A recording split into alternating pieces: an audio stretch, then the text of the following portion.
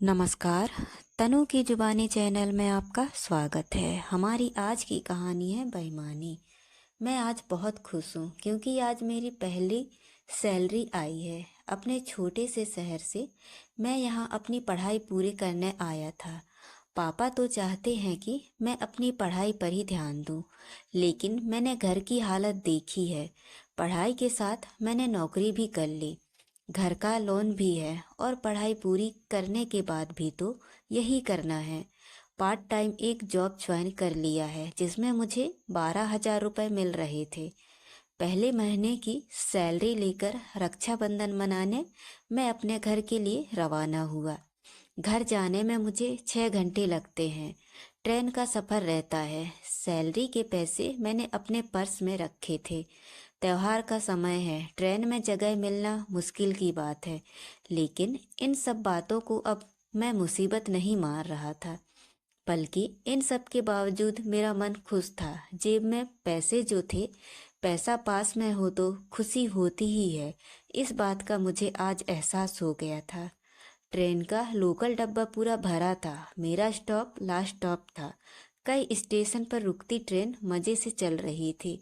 Platform पर उतरकर मैं भी मज़े लेते हुए कुछ खाते पीते हुए अपनी यात्रा कर रहा था।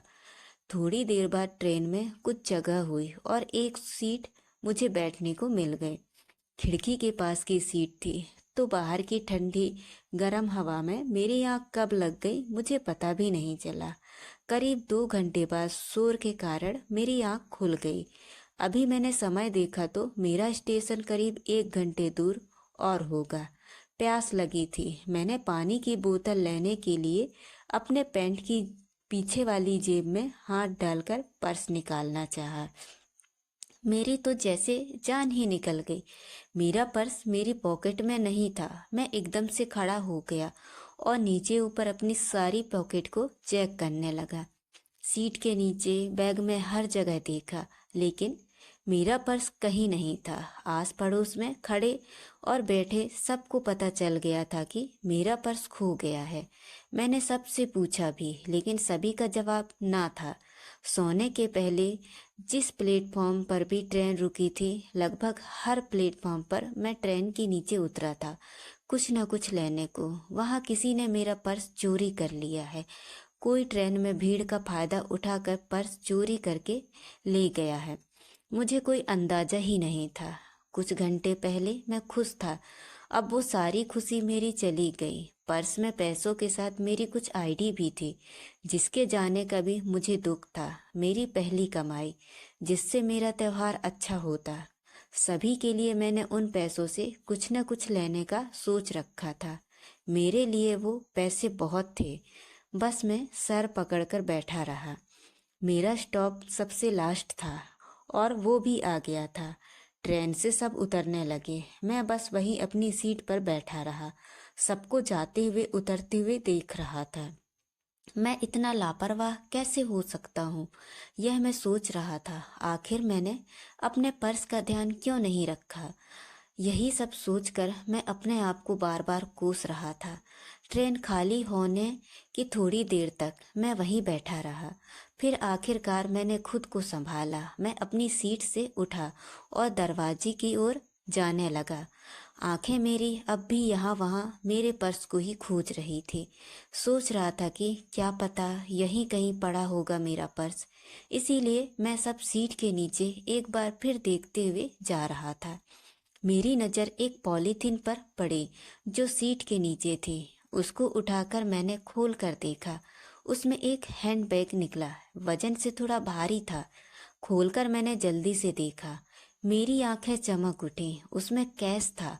मैंने फटाफट वो बैग को वापस बंद किया और उस बैग को मैंने अपने बड़े बैग में डाल दिया। मैंने उसे ठीक से देखा भी नहीं कि कितने पैसे उसमें हैं। मैंने सिर्फ यही सोचा कि जल्दी से यहाँ से निकलूं।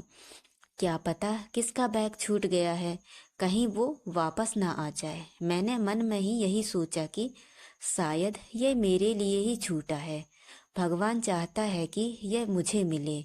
इसमें इतना पैसा है कि मेरी और मेरे घर वालों की कुछ समस्या तो हल हो ही सकती है।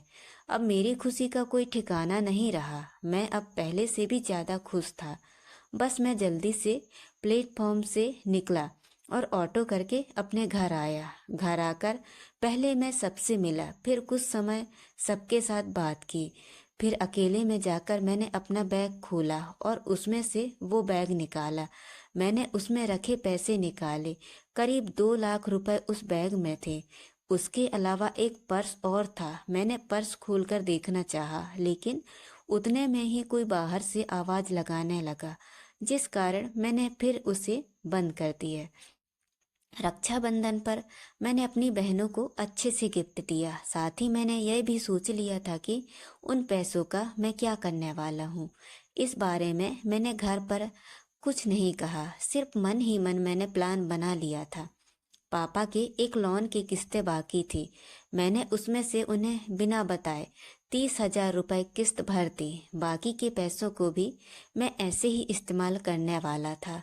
मैं बस 3 दिन की छुट्टी पर आया था। वापस जॉब और पढ़ाई के लिए लौटने का समय हो गया था।